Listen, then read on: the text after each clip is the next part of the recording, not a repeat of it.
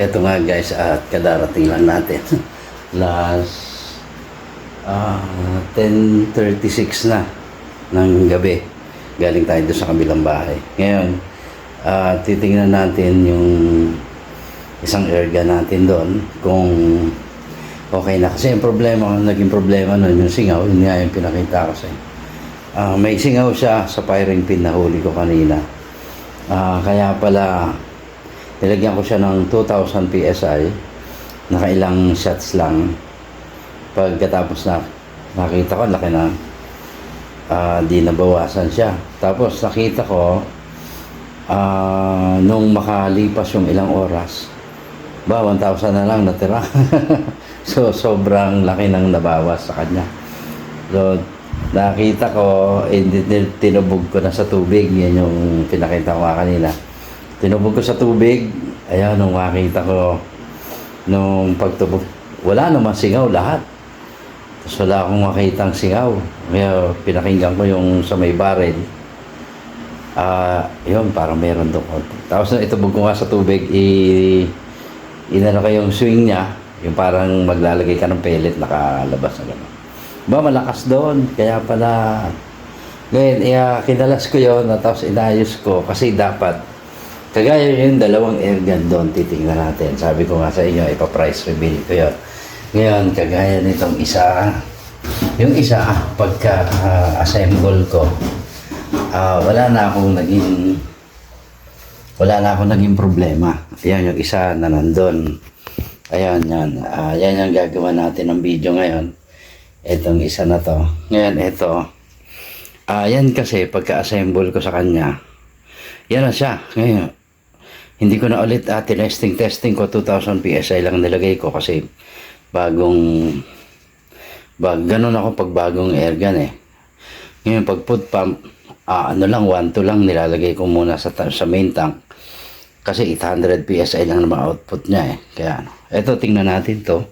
Ito yung airgun na inayos kanina. Ayan. 2,500 yan yung iniwanan ko kanina. Oh, yun. Good. Ayan, 2,500 pa rin yung laman niya. Yung output niya, yan, 1.5 pa rin. Sure na 1.5 yan. Makikita niyo, okay na. So, medyo na ako dyan. Masaya na ako kasi yan ang una na, yan ang aking gagamitin talaga. Ito, para to sa mapapaibig.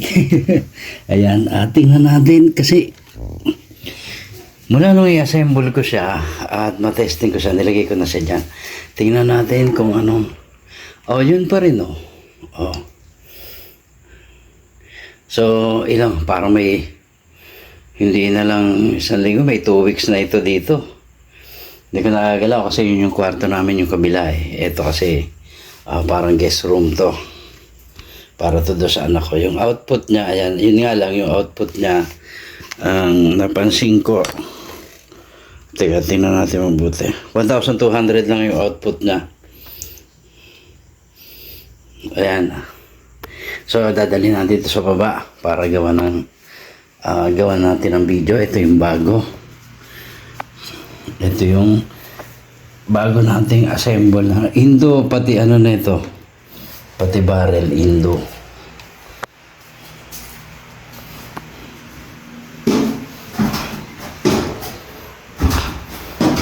Ayan, ipapakita nga natin yan.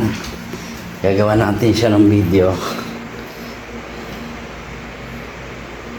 Dito natin i-harap. Yan na. So, ayan siya. Ano lang tayo ng pero transfer natin sa GoPro yung ating video. Transfer natin sa GoPro para medyo mas parang mas okay yung GoPro gamitin kasi dito medyo nagbabago.